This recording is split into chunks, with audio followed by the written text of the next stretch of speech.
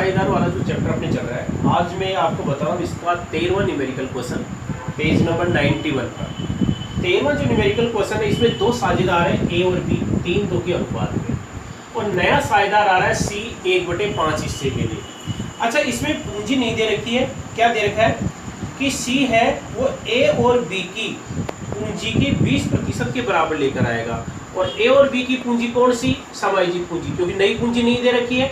नई पूंजी अगर नहीं दी जाती तो समायोजित पूंजी ज्ञात करेंगे, कौन सी, सी आर साइड के टोटल में से डी आर साइड का घटा देते वो समायोजित पूंजी।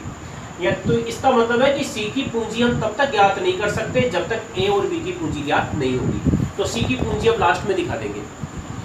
और इसके बाद में दे रखा है रिवैल्यूएशन अकाउंट के लिए संदिग्ध ऋणों के लिए प्रावधान को 2000 रुपये से बढ़ा दिया जाए। संदिग्ध ऋण प्रावधान लाइबिलिटीज है, और लाइबिलिटीज में वृद्धि होती है तो हम कहाँ दिखाते हैं, डीआर साइड में। तो प्रोविजन फॉर बैड डेब्ट्स 2000 रुपये डीआर साइड में आएगा। स्टॉक के मूल्य को 4000 रुपये से बढ़ा दिया जाए। संपत्ति में वृद्धि हो रही है, स्टॉक के मूल्य में कहाँ दिखा देंगे, सीआर साइड में 4000। भूमि भवन के मूल्य को 18,000 रुपये तक बढ़ा दिया जाए, यानी कि तक रखा जाए, यानी कि भूमि भवन का मूल्य अब 18,000 रहेगा। तो पुरानी बैलेंस शीट में देखो लैंड एंड बिल्डिंग का मूल्य कितना था, 8,000, और अब रहेगा 18,000। 10,000 की वृद्धि हो गई। और संपत्ति में वृद्धि होती है तो कहाँ दिखाते हैं, सीआर साइड में, बाई लैंड एंड बिल्डिंग 10,000, ये आपके आ जाएगा। ठीक है, बस अब इसके अलावा रिवैल्यूएशन अकाउंट और कोई मद नहीं है, तो हम क्या करेंगे, टोटल लगा लेंगे। सीआर साइड का टोटल कितना आ रहा है, 14,000। डीआर साइड में फिर एक ही मदद 2,000, 14,000 में से 2,000 लेस कर दिए, कितनी आ गई, 12,000। तो 12,000 रुपये का प्रॉफिट हो गया, क्योंकि सीआर साइड का ज़्यादा था। इस 12,000 के प्रॉफिट को ए और बी पुराने अनुपात में 3 और 2 के अनुपात में बांट लेंगे, तो ये इनका प्रॉफिट आ जाएगा 7,200, 4,800। ये तो बढ़ गया अपना रिवैल्यूएशन अकाउंट। अब देखो आपके partners capital account. Partners capital account में सबसे पहले इनकी पूंजी का प्रारंभिक शेष बाई बैलेंस बीडी, तो ए और बी की पूंजी थी 10,000 और 8,000। रिवैल्यूएशन पर जो प्रॉफिट हुआ था ये हम दिखा देंगे सीआर साइड में, लॉस होता तो कहाँ दिखाते, डीआर साइड में। अच्छा, गुडविल के बारे में दे रखा है कि सी ख्याति का अपना हिस्सा 10,000 रुपये नकद लेकर आया। 10,000 रुपये जो गुडविल की राशि लेकर आया, इसको ए और बी सेक्रीफाइस रेशियो में बांटेंगे। अच्छा, इसमें क्या सेक्रीफाइस रेशियो उतना ही आएगा, क्योंकि इसमें कोई नया अनुपात नहीं दे रखा है, तो इनका सेक्रीफाइस रेशियो भी 3-2 ही आएगा। तो ये 10,000 की राशि को 3 और 2 के अनुपात में बांट लेंगे, तो ए और बी का हिस्सा आ जाएगा 6,000 और 4,000। सीआर साइड में दिखा दिया। इसके बाद में देखो पुरानी जो बैलेंस शीट है उसके लायबिलिटी साइड में दे रखा वर्कमैन कंपेंसेशन फंड, कर्मचारी क्षतिपूर्ति कोष 5,000 रुपये का था। और नीचे सूचना में दे रखा है कि कर्मचारी क्षतिपूर्ति कोष से दायित्व 2,000 रुपये, लायबिलिटी हमारी 2,000 है, और फंड हमने बढ़ा रखा था 5,000 का, 3,000 रुपये का फंड बच गया।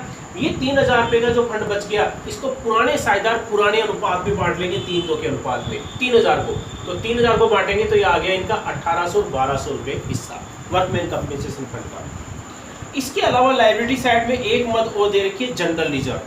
जनरल रिजर्व लाभों का शेष होता है, तो इसको भी पुराने साझेदार बांट लेंगे सीआर साइड में पुराने अनुपात में। तो जनरल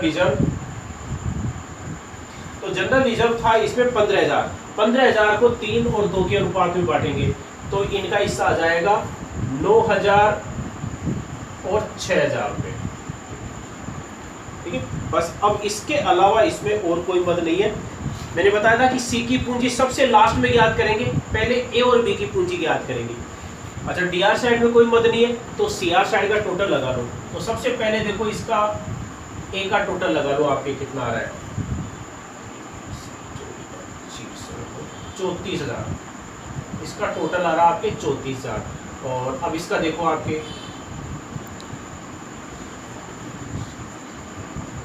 24,000। तो देखो ए का टोटल आ रहा है 34,000 और बी का जो है टोटल आ रहा है आपके 24,000। ठीक है, दोनों की पूंजी हमने याद कर ली। और सी की पूंजी के लिए क्या दे रखा है कि ए और बी की सारे समायोजन करने के बाद, तो सारे समायोजन करने के बाद भी ये पूंजी आ रही है, इन दोनों की संयुक्त पूंजी यानी कि टोटल। तो इनका टोटल कर लो। देखो ए का टोटल कितना आ रहा है 34,000 और बी का कितना आ रहा है 24,000। बिहार में तो कुछ है ही नहीं, तो इन दोनों की पूंजी का टोटल कर लो, आपके कितना आ गया 58,000। और ये इन दोनों की संयुक्त पूंजी का, संयुक्त पूंजी कितनी 58,000, इसका 20% लेकर आएगा। तो 58,000 का 20%, तो 58,000 का 20% निकाल लो आपके, ये आ गया आपके 11,600। 58,000 का 20%, यानी कि नया साझेदार है वो कितनी पूंजी लेकर आएगा, 11,600 रुपए। अब दिखा देंगे हम बाई कैश 11,600, यानी कि जो नया साझेदार सी है वो कितनी पूंजी लेकर आएगा, 11,600 लेकर आएगा, 11,600 लेकर आएगा। अब हम बैलेंस सीडी में यहाँ पर दिखा देंगे टू बैलेंस सीडी, ए का वही टोटल आएगा क्योंकि इधर डी आर साइड में कुछ है ही नहीं, 34,000, और बी का कितना है 24,000, और सी 11,600 लेकर आएगा, बैलेंस में भी आपके 11,600 आ जाएगा।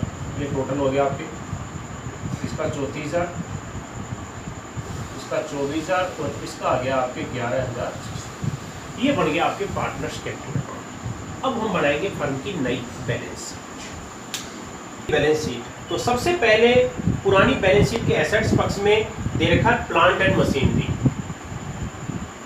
Plant and machine. Plant machine का मूल्य 10,000 था और इसमें कोई परिवर्तन नहीं हुआ है, इसको 10,000 हम ऐसे के ऐसे दिखा देंगे। प्लांट मशीनरी के बाद में दे रखा है लैंड एंड बिल्डिंग, और लैंड एंड बिल्डिंग के बारे में दे रखा है कि भूमि भवन का नया मूल्य 18,000 है, तो नया मूल्य 18,000 दिखा देंगे। इसके बाद में आता है आपके डेटर्स।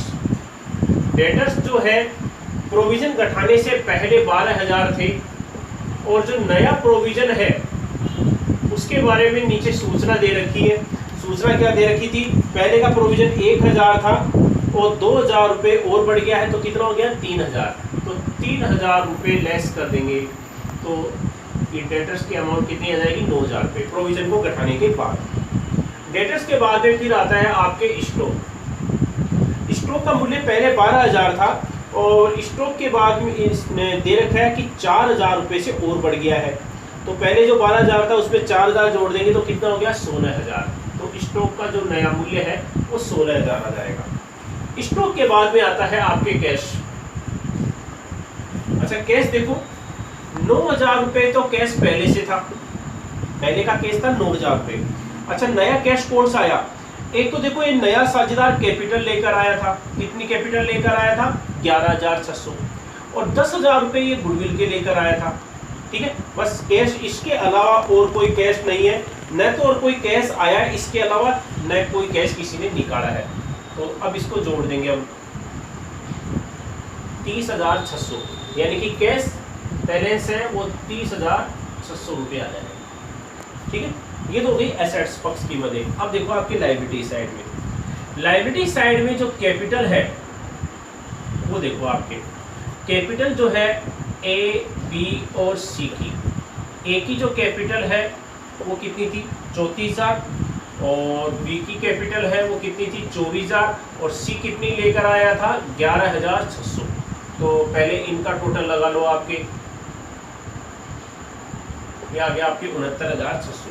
कैपिटल के बाद में जनरल रिजर्व था, साझेदार में बांट लिया इसलिए हम उसको नहीं दिखाएंगे।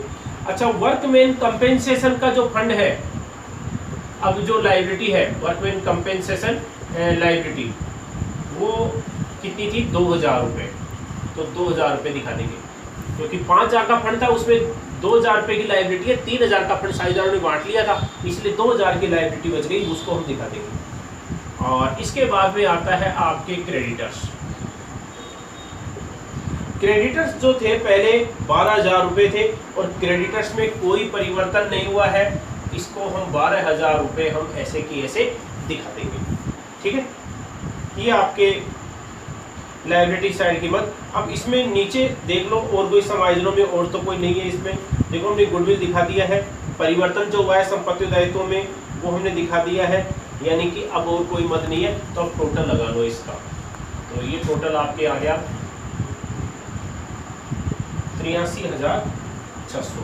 ठीक है लायबिलिटी साइड का, और यही टोटल आपके एसेट्स का आना चाहिए। इसका भी देखो आपके यही आ रहा है 83,600। ठीक है, ये मैंने आपको आज क्वेश्चन बताया था, इसका 13वां न्यूमेरिकल क्वेश्चन। तो ये क्वेश्चन है, आप एक बार फिर से रिपीट करना। ठीक है, और कुछ इलस्ट्रेशन है, वो इलस्ट्रेशन आपको सोल्व करने